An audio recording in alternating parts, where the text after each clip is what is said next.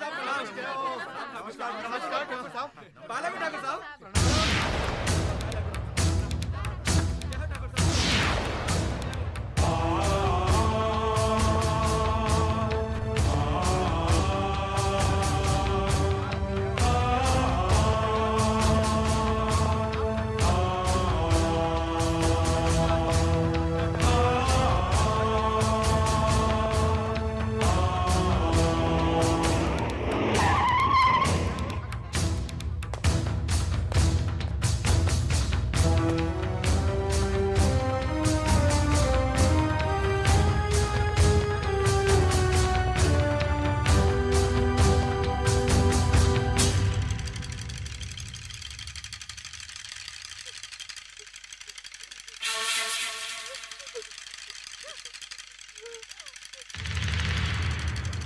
मालिक, मेरी बेटी लकड़ियां चुनकर आ रही थी।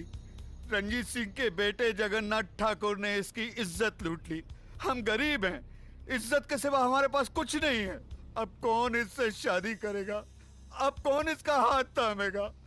आप न्यायमूर्ति हैं, आप ही फैसला कीजिए मालिक।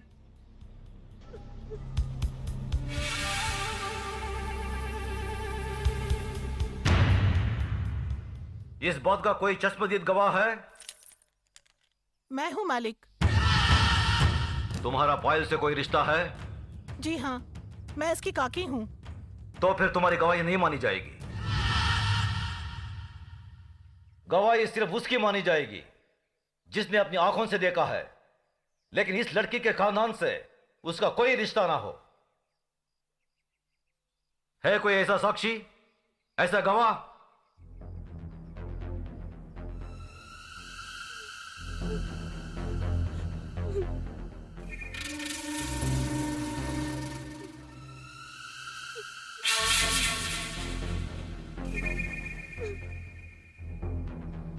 मैं हूँ मालिक।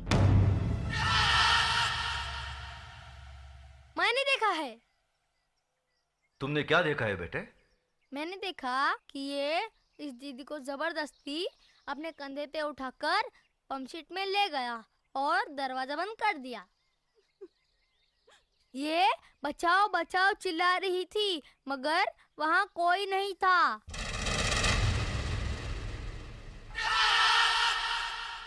थोड़ी देर बाद जब ये बाहर आई तो इसके कपड़े फटे हुए थे और ये रो रो के कह रही थी कि मेरा सब कुछ लूट गया, मैं बर्बाद हो गई।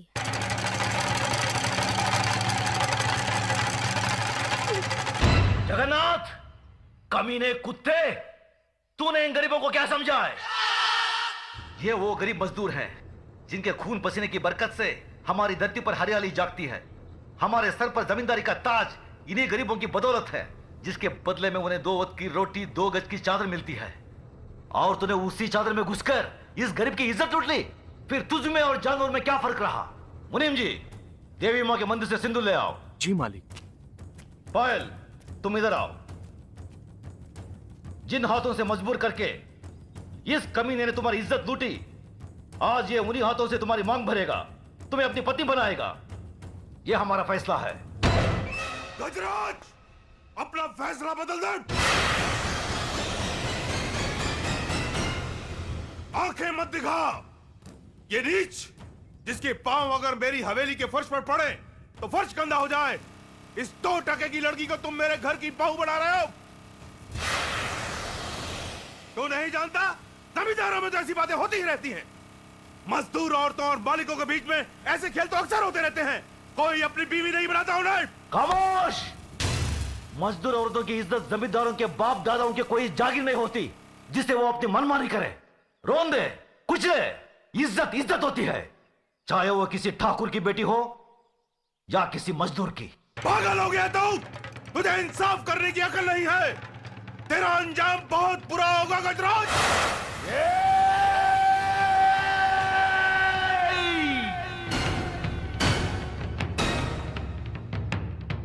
इसके आगे एक लफ्ज भी बोला तो जुबान खींच लूंगा। तेरे औकात मेरे सामने खड़े होने की भी नहीं है और तू मुझे ललकारता है। गजराज ठाकुर ने कभी किसी अंजाम की परवाह नहीं की। अगर परवाह की है तो सिर्फ अपनी आन, इंसाफ, अखलाक और ईमान की। इस लड़की की जन्म जात नाम इसकी कोई अहमियत नहीं है हमारी नजर में। अहमियत है तो सिर्फ इसकी इज्जत, इसकी पवित्रता की। जगन्नाथ, मांग भर इसकी। गजराज!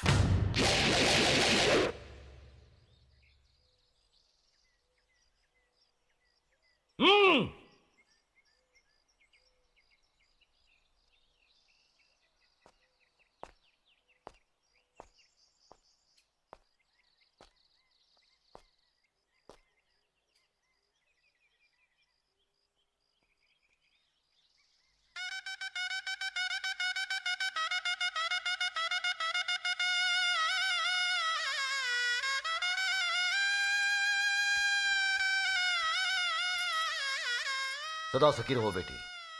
जगन्नाथ, अगर तुमने इसे कोई तकलीफ दी तो हमसे बुरा कोई नहीं होगा।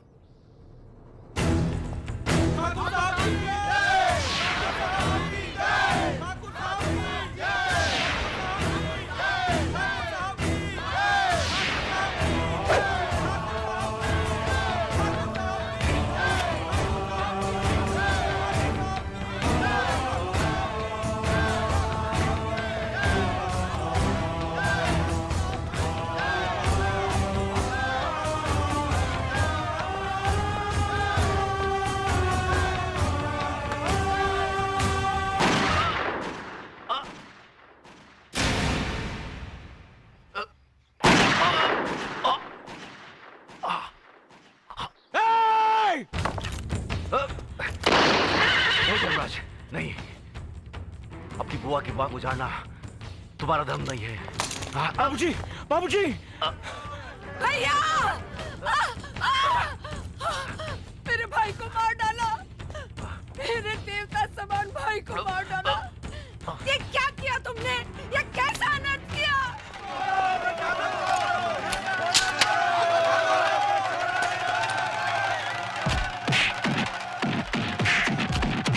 रुक जाओ, छोड़ दो उसे।